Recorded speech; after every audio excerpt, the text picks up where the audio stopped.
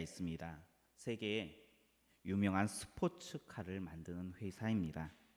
시속 300km를 훌쩍 넘는 그런 스포츠카를 만들기 위해서는 정밀한 공정이 필요합니다. 그래서 공장에서는 항상 최신식 설비들을 준비해 놓았습니다. 이런 최신식 설비들 그리고 멋진 스포츠카를 구경하기 위해서 이곳에 많은 사람들이 이렇게 탐방을 왔습니다. 탐방을 와서 이 사람들이 놀라는 것이 있습니다. 멋진 스포츠카도 최신 설비도 놀라지만 그 회사에 빼곡히 자리 잡고 있는 나무와 풀들을 보고 놀란다고 합니다. 페라리 공장은 건물 사이사이에 녹지가 형성이 되어 있고 최신식 기계 설비 사이에 꽃과 식물들이 가득 자리 잡고 있다는 것입니다. 이런 모습은 식물이 죽는 곳에는 사람도 죽는다라는 페라리의 사업 철학 때문이다라고 이야기를 하고 있습니다. 만약 식물이 조금이라도 시들거리거나 죽기 시작한다면 공장을 가동을 멈추고 식물을 먼저 살리기 위해서 정화 작업을 한다는 것입니다. 이 정화 작업을 하는 것이 식물을 위함입니까? 아니면 그들 직원들을 위함입니까? 탄광에 들어가는 광부들은 항상 카나리아 새를 동반해서 들어간다고 합니다. 이유는 가스 유출을 민감하게 이 카나리아 새가 반응하기 때문입니다. 공장의 식물, 탄광의 카나리아의 새가 어떻게 보면 사람의 생명을 지킨다면 그리스도인들에게 위험 신호가 있다면 어떤 것이 위험 신호일까요? 무엇이 그 식물의 역할을 하고 무엇이 카나리아 새의 역할을 하고 있는 걸까요? 만약 지금 우리의 마음밭에 하나님의 세미한 음성이 들려지는가, 들려지지 않는가, 이것이 우리가 우리의 믿음 생활을 점검할 수 있는 그런 신호다는 것입니다. 어떻습니까? 지금 세미한 하나님의 음성이 우리의 귀에, 우리의 마음밭에 들려지고 있습니까? 아니면 그런 음성을 들은 지가 오래되었습니까? 이러한 세밀한 음성을 듣기 위해서는 필요한 것들이 있습니다. 하나님 앞에 드려지는 온전한 예배가 필요합니다. 온전한 기도가 필요하고 온전한 찬양이 필요합니다. 이렇게 온전히 내 마음을 담아서 예배하고 기도하고 찬양할 때에 하나님께서는 우리에게 세미한 음성으로 우리의 심령 깊은 곳에 울림이 있게 하십니다. 그런데 어떻습니까? 요즘 예배와 기도 찬양 점점 잃어가고 있는 것이 한국 교회이고 지금 한국의 그리스도인입니다. 많은 성도들은 예배를 잃어가고 있습니다. 기도의 자리에 점점 무뎌져 가고 있습니다. 찬양을 하는데 찬양의 그 자리마저 지금 빼앗겼다라 생각하고 찬양하는 것을 중지하고 있는 상태입니다. 지금은 많은 성도들, 목회자들이 이야기합니다. 위험하다. 지금 일어나야 된다라고 말하면서도 점점 우리의 몸은, 우리의 삶은 무감각하게, 그리고 이것이 적응되었는지 평안하다라고 말하는 사람들도 점점 늘어나고 있는 상태입니다. 지금 하나님의 음성을 들어야 할 때인 줄 믿으시기 바랍니다. 그러니 잃어버렸던 신앙의 촉 다시 세우십시오. 다시 세워서 하나님께서 말씀해 주시는 그 음성을 들어야 할 때라는 것입니다. 그 음성이 들려지지 않으면 모든 것들을 다 중지하고 하나님께 집중해야 된다는 것입니다. 페라리의 공장이 모든 것을 중지하고 정화 작업을 했는 것처럼 탄광에서 일하다가 카나리아 새가 이상한 증세를 보이면 그 모든 것들을 내려놓고 밖으로 나와야 했던 것처럼 우리도 지금 하나님의 세미한 음성이 우리의 귀에 우리의 마음에 들려지지 않는다면 모든 것들을 다 중지하고 하나님께 집중하라는 것입니다. 그렇다고 해서 삶의 모든 것들을 다 내려놓고 교회에 나와라 집중하라는 것이 아닙니다. 우리가 하고 있는 다시 깨워야 할 것들을 깨워 나가야 된다는 것입니다. 그래서 정화를 하고 다시 삶의 터전에서 하나님의 나라로 삶을 살아갈 수 있는 것입니다. 우리 옆에 분들과 함께 인사하겠습니다. 지금이야말로 하나님을 찾을 때입니다. 하나님을 찾아야 된다라는 거예요. 말로 우리가 아는 것으로가 아니라 진짜 하나님을 찾아야 할 때가 지금이라는 거예요. 지금 위험해요. 지금 위급해요. 그것을 보고 하나님 앞에 나아가 다시금 회복의 축복을 누리는 우리 성도님들 되시길 축복합니다. 우리 성도님들께서는 관심과 간섭의 차이가 어디 있다라고 이야기하십니까? 청소년들은 어른들을 꼰대라고 이야기합니다. 왜 그럽니까? 시시건건 나의 삶을 간섭한다라고 이야기를 해요. 그런데 어른들은 어떻게 해요? 내가 할 수 있는 범위 내에서 그들에게 충고해 준다라고 이야기해요. 내가 할 수 있는 범위 내에서. 그런데 그 범위가 어른들과 아이들, 청소년들과는 다르다는 거예요. 그래서 어른들은 관심을 표현하는데 청소년들은 그것이 간섭이다라고 이야기하고 있습니다. 그런데 가만히 보면 관심과 간섭의 차이가 때로는 아주 미미해요. 종이 한 장 차이예요. 근데 그 의미는 너무나 달라요. 관심은 어떤 것에 마음에 끌려 주의를 기울인다라는 거예요. 관심, 그러니까 사랑의 표현이에요. 그런데 간섭은 직접 관계없는 남의 일에 부당하게 참견하는 거예요. 그러니 관심과 간섭의 그 차이는 의미는 너무나 다른데 그 속사정을 보면 너무나 미묘한 차이 가운데 그것이 갈린다라는 거예요.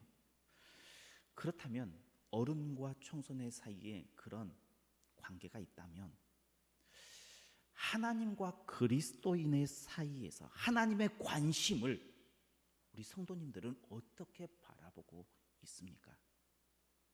어디까지가 관심이다라고 생각하고 어디까지가 간섭이다라고 여기고 있습니까? 믿지 않는 사람들은 하나님의 관심, 사랑을 간섭이다라고 이야기하며 구속받는다라고 이야기를 해요. 우리 성도님들께서는 하나님의 사랑, 관심을 어떻게 바라보고 있습니까? 오늘 본문에 요나라는 인물이 나옵니다. 요나는 하나님의 관심 가운데에 있었습니까? 아니면 간섭 가운데에 있었습니까? 요나의 모습을 하나님께서 간섭하였는지 아니면 관심을 가지고 사랑으로 바라보았는지 한번 생각해 볼 필요가 있습니다. 우리는 요나를 보면서 이것은 하나님의 사랑의 표현이다라고 다 그렇게 알고 있어요. 믿고 있어요. 그리고 그것이 맞아요. 그런데 실상 나에게 그렇게 하면 뭐라고 이야기합니까? 관심이 아니라 간섭처럼 느껴질 때가 많다는 거예요. 오늘 본문을 통해서 하나님의 사랑, 하나님께서 다시 이끄시는 것들을 볼 수 있는 시간들이 되었으면 좋겠습니다. 하나님께서 요나를 불러 사명을 주십니다. 우리 2절 말씀을 한번 같이 보겠습니다. 2절입니다. 너는 일어나 저 큰 성읍 니느웨로 가서 그것을 향하여 외치라. 그 악독이 내 앞에 상달되었음이니라 하시니라. 아멘. 너는 니느웨에 가서 외쳐라. 그런데 요나는 하나님의 말씀에 순종하지 않고 니느웨로 가지 않고 어디로 갑니까? 다시스로 도망갑니다. 다시행에 배를 타게 되는 것을 볼 수 있습니다. 니느웨는 아수르의 수도입니다. 요나는 스불론 지파에 속한 사람으로 북이스라엘 사람입니다. 결과적으로 이야기한다 그러면 북이스라엘이 어느 나라에 망합니까? 이 아수르에 망해요. 물론 당시 여로보암 시대의 요나가 활동했기 때문에 요나가 활동했던 시기는 북이스라엘이 강대국이었어요. 비해서 아수르는 아주 약소 국가에 불과했지만 지금까지 역사적으로 본다면 이 지금 상황과는 전혀 상관없이 항상 아수르는 껄끄러운 존재였어요. 악의 존재였어요. 실제적으로 요나가 외치고 난 다음에 말씀을 선포한 다음에 몇 년 후에 망할까요? 아수르가 이 북이스라엘이 불과 50년 정도밖에 차이가 나지 않아요. 그렇게 본다 보면 요나의 입장에서 아수르는 껄끄러운 존재, 그들이 성공하거나 그들이 뭔가 다시 회복하는 것이 마음에 들지 않아요. 요나의 입장에서는 외치고 싶었을까요? 도망가고 싶었을까요? 당연히 도망가고 싶은, 외치고 싶지 않은 메시지였습니다. 그래서 요나는 하나님께서 주신 사명을 팽개치고 도망갔습니다. 그때에 하나님께서 요나를 다시 불러 아수르의 수도인 니느웨로 가게 하십니다. 하나님의 사랑입니까? 간섭입니까? 어떻게 판단할 거예요? 우리는 지금까지 이것을 하나님의 사랑으로, 하나님의 관심으로, 하나님께서 주신 사명으로 우리는 항상 보고 있어요. 그런데 그것을 다른 사람은 관심이고 사랑인데 나에게 오면 꼭 간섭이 되더라는 거예요. 하나님의 다시 부름은 어떻게 보면 요나에게 다시 주신 기회입니다. 요나가 하나님의 얼굴을 피해 갔다는 것은 앞으로 요나는 하나님과 전혀 상관없는 삶을 살겠다라고 생각하고 도망갔는지 몰라요. 그래서 피해간 겁니다. 우리 성도님들께서는 하나님 없는 인생 살 수 있습니까? 이 세상의 가장 큰 최고의 형벌, 그것이 무엇이냐 묻는다 그러면 저는 이렇게 이야기할 겁니다. 하나님께 버림받은 인생이 최고의 형벌이다라고 이야기할 겁니다. 하나님 없는 삶이 가장 최악의 삶이다라고 고백할 겁니다. 그렇다 그러면 지금 요나는 최악의 삶을 살겠다고 지금 하나님을 떠난 삶을 결정하고 가는 거예요. 그런 요나를 돌이키는 것, 하나님께서 요나를 보고 돌이키는 걸까요? 니느웨 성을 보고 돌이키는 걸까요? 요나는 지금 이 상황이 자신을 바라보는 것이 아니라 니느웨 성을 바라보았다라고 생각했기 때문에 이 부분들이 간섭으로 느껴질 수 있었을 거예요. 그러나 우리가 큰 범위에서 보니까 이것은 간섭이 아니라 하나님의 사랑이었다는 거예요. 우리의 삶 가운데서도 그렇게 볼 수 있어야 된다는 거예요. 하나님께서 우리에게 관심과 사랑을 쏟아주는데 왜 그것을 간섭으로 받아들이는가예요. 하나님의 사랑을 있는 그대로 사랑으로 받아들일 수 있는 우리 성도님들 되시길 축복합니다. 그런데 오늘 본문에서 보면 하나님께서 어떻게까지 무엇까지 동원해서 그 사랑을 보여주고 있습니까? 먼저는 바다 가운데에서 폭풍을 일으켜 다시 회복하게 하시는 하나님이십니다. 폭풍까지 동원하신 하나님을 볼 수가 있습니다. 우리 4절 말씀을 같이 보겠습니다. 4절입니다. 여호와께서 큰 바람을 바다 위에 내리심에 바다 가운데에 큰 폭풍이 일어나 배가 거의 깨지게 된지라. 아멘. 하나님께서 거절하고 도망가는 요나에게 큰 폭풍을 만나게 합니다. 그러면 하나님께서 보내신 그 폭풍이 사랑입니까? 간섭입니까? 어때요? 요나의 입장에서 사랑으로 다가왔을까요? 그것이 간섭으로 돌아왔을까요? 어떤 것으로 느껴졌을까요? 그렇다면 폭풍이 축복, 은혜가 될 수 있을까요? 없을까요?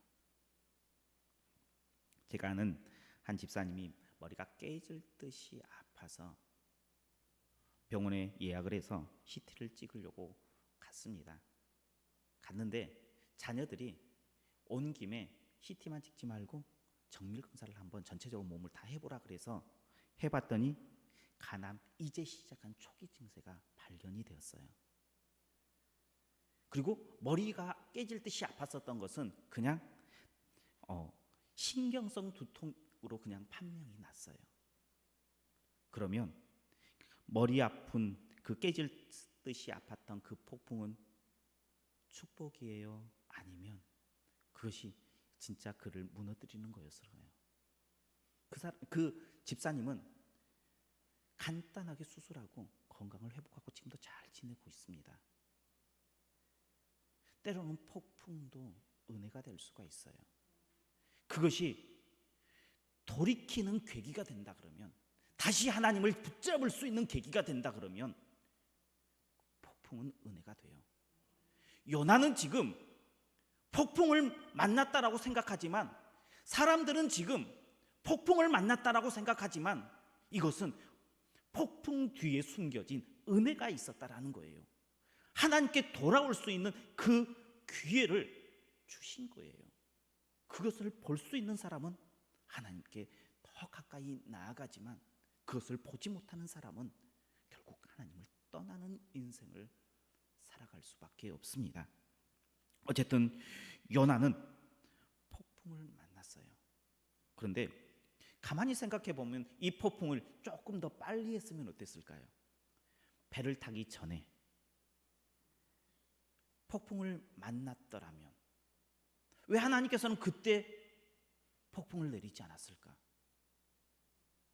하나님께서는 기다려 주신 거예요. 요나가 돌이키고 돌아오기를 바라는 마음으로 기다려 줬어요. 기다려 줌도 하나님의 은혜예요. 만약에 우리가 잘못했을 때의 그 즉각 하나님께서 너 이거 잘못이야 돌이켜 하면서 폭풍을 내린다면 우리 성도님들 어떨 것 같아요? 어떤 인생의 것에서 결정해 나아갈 때에 이것이 결정하면 폭풍이 올까? 이게 두렵지 않겠어요? 선택의 순간 힘들어져요. 하나님께서는 결정하고 다시 돌이켜 다시 하나님을 잡을 수 있는 때까지 기다려줘요. 그것이 요나가 배를 타기 전에 폭풍을 내리지 않는 이유였다라는 거예요. 그리고 폭풍도 때가 있습니다. 그 전에 폭풍이 쳤다면 요나가 다시스행 배를 타지 않고 어땠을 것 같아요? 요즘 말로 하면 다시스행 기차를 탔을지 몰라요. 그죠? 다른 곳으로 또 도망갈 수 있었어요. 바다 한가운데에 폭풍을 만나게 한 것은 그곳에서는 꼼짝할 수 없어요. 더더군다나 요나 자신이 살겠다고 다른 사람, 그 배에 타고 있는 다른 사람의 목숨까지 요나 책임 가운데에 놓여 있는 상태였습니다. 그래서 꼼짝없이 하나님께 돌이켜 하나님을 붙잡을 수밖에 없는 상황 가운데에 몰아붙인 거예요. 때로는 하나님께서는 사람을 끝까지 몰아붙여요. 말을 잘 듣지 않으면 끝까지 몰아붙여서 그를 돌이키게 해요. 부모가 자녀들에게 좋게 말로 하다가 안 되면 마지막에는 회초리를 듭니다. 자녀들에게 가야 할 길을 정확히 보여주기 위해서 극단적인 것까지 체벌까지 하는 경우들이 있다는 거예요. 하나님께서도 이렇게 사람들을 몰아붙여서 끝에 돌이키게 하시는 하나님이시다는 거예요.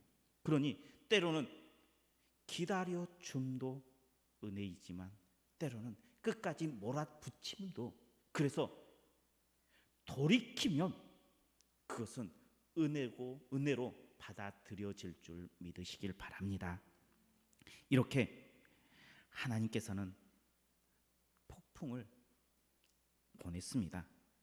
하나님께서는 자연재해 폭풍을 일으켜서 요나를 돌이키게 하셨습니다. 혹시 우리에게 자연재해가 있다면 그냥 단순하게 발생했네라고 생각하지 마시고 한 번쯤은 하나님의 뜻이 있나 돌이켜 보십시오. 그렇다고 해서 모든 자연재해가 다 하나님께서 나를 돌이켜라고 하는 체벌이야라고 생각해서는 안 됩니다. 그러나 한 번쯤은 우리가 깊이 한번 생각해 보아야 합니다. 지금 하나님께서 폭풍을 일으켜서 요나를 꼼짝하지 못하게 했습니다. 근데 요즘에 폭풍이 일었어요. 무슨 폭풍이 일었습니까? 코로나19의 폭풍이 일었어요. 지금 이게 무슨 사인일까요? 하나님께서 우리에게 돌이키라는 사인이에요. 꼼짝하지 못하고 때로는 잘 움직이지도 못하게 하잖아요.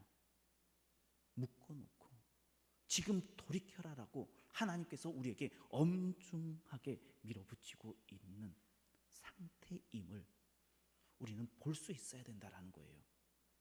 이때에 하나님의 음성, 세미한 음성을 듣고 돌이키면 이 코로나19의 폭풍이, 아니 그 뒤에 숨어있는 하나님의 은혜가 우리 가운데에 양약이 되어서 더 큰 성장의 기틀을 마련할 수가 있다라는 거예요.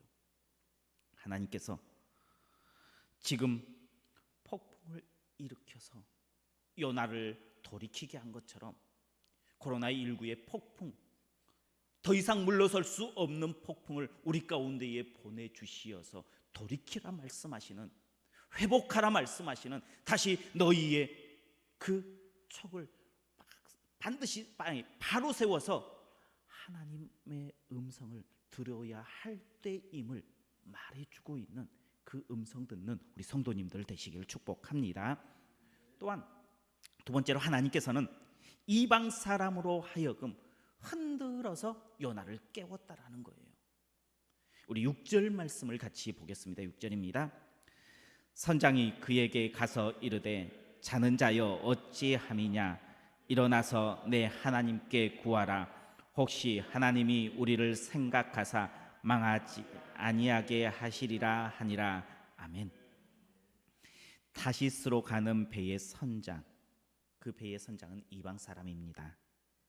그런데 선장은 내 하나님께 구하라 말하고 있습니다. 요나를 깨운 그 선장이 내 하나님께 구하라라고 했는데, 이 하나님이 우리가 지금 부르는 그 하나님 여호와 하나님입니까? 아니에요. 이방 사람 이 선장이 말하는 것은 우리가 믿는 신에게 지금 다 기도하고 간구하고 있는데 너는 무엇 하느냐? 내가 믿는 하나님, 내가 믿는 신에게 지금 구해라라고 하면서 이 요나를 깨우고 있는 것을 볼 수가 있습니다. 요나가 배 밑에서 깊이 잠들었습니다. 잠들었다는 것은 육체가 피곤해서 잠들었고, 그 육체의 잠듦뿐만 아니라 하나님의 낯을 피하여 감으로 영적으로 잠들어 있는 상태였습니다. 그런데 이 잠들어 있는 이를 깨운 사람은 누구예요? 이방 사람이었다는 거예요. 하나님께서는 때로는 믿는 동역자들을 통해서, 목회자들을 통해서 깨우기도 하지만 때로는 믿지 않는 이방인들을 통해서도 깨운다라는 사실이에요. 지금 깨우고 있잖아요. 잠에서 깨어나고 영적으로 깨어나는 일들을 이방 사람을 통해서 행하고 있습니다. 이렇게 잠들어 있는 요나를 선장이 내 신을 찾으라라고 하면서 깨웁니다. 그때의 요나는 깜짝 놀라서 깨어납니다. 이런 상황 속에서 잠드는 것도 참 대단하지만, 이러한 상황 가운데에서 다시 정신 차리고 하나님의 뜻을 분별하는 것도 참 대단합니다. 지금 그런데 이 선장이 요나를 깨울 때에, 요나를 깨우면 우리가 이 어려움에서 이길 수 있다, 벗어날 수 있다고 요나를 깨우는 걸까요? 어떻게 보면 선장은 지금 이 흘러가는 모든 상황 가운데에서 잠자고 있는 요나가 거슬린 거예요. 그래서 요나를 깨운 거예요. 그런데 막상 요나를 깨우고 보니까 요나의 그 일어남을 통해서 폭풍이 결론적으로 잠잠해지는, 자신들의 살 길이 있는 것들로 가는 것을 볼 수가 있습니다. 한국 교회 요즘 요동치고 있습니다. 뭐 때문에 요동치고 있습니까? 우리는 세상 사람들이 한국 교회를 지금 계속 질타하고 있어요. 오늘 아침에도 이렇게 그 인터넷 뉴스를 보는데, 며칠 전에 광주 교회에서 또 집단으로 이렇게 그 코로나19가 걸렸다고 교회를 비난하는 쪽에 글이 또 올라왔더라고요. 보면서 너무 마음이 아파요. 지금 세상 사람들이 교회를 향해서 질타하는 거지만, 이것은 영적으로 본다면 선장이 하나님을 믿지 않는 이가 요나를 깨우면서 내 시댁에 구해라. 지금 세상 사람들이 교회를 향해서 마구 흔들어는 것은 그냥 단순히, 그들은 단순하게 흔들지만, 의미 없이 흔들지 모르겠지만 우리는 어떻게 받아들여야겠습니까? 하나님께서 지금 우리에게 영적으로 일어나라고 지금 깨우고 흔들고 있다는 사실이에요. 이렇게 깨우고 흔드는데 자고 있어서는 안 되잖아요. 안에서 우리가 일어나야 된다라고 이야기하고, 밖에서 세상 사람들도 교회를 향해서 일어나라라고 깨우고 흔들고 있다는 것을 하나님께서 지금 우리에게 일어나라고 흔들고 있는 거예요. 지금 하나님께서 그 흔들어 깨우시는 음성을 들어야 된다라는 거예요. 음성을 듣고 다시 하나님의 사랑, 하나님의 품 안으로, 하나님 안에서의 삶을 다시금 돌이키고 회복해야 될 때가 지금이다라는 겁니다. 이렇게 요나를 돌이키시는 하나님, 지금 우리를 돌이키시길 원하십니다. 코로나라는 폭풍을 가지고, 그리고 지금 세상에 여러 피난 같은 사람들의 그 소리를 통해서 우리를 지금 흔들고 있어요. 그냥 비판하는 그 소리에 마음 아파만 하지 마시고, 내가 지금 무엇을 깨워야 될 것인가, 어떻게 하나님의 나라를 세워가야 할 것인가, 다시 한번 고민했으면 좋겠어요.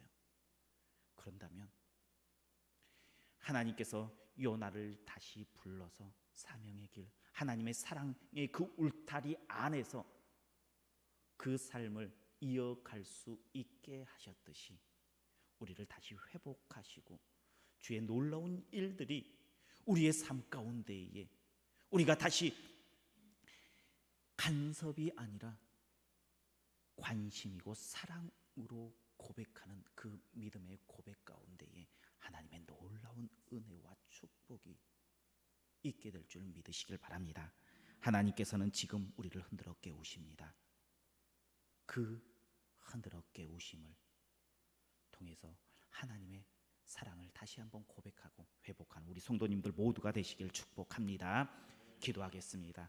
언제나 우리와 함께 하시는 여호와 하나님, 하나님께서 지금 우리를 흔들어 깨우십니다. 코로나19라는 폭풍, 세상 사람들의 비난의 소리들을 통해서 우리를 흔들어 깨울 때에 우리의 잠자는 영혼들이 일어나 하나님의 음성을 듣고 회복하여서 이 땅 가운데에 하나님의 나라를 세워가는 믿음의 백성들 다 되게 하여 주옵소서. 예수님 이름으로 기도하옵나이다. 아멘.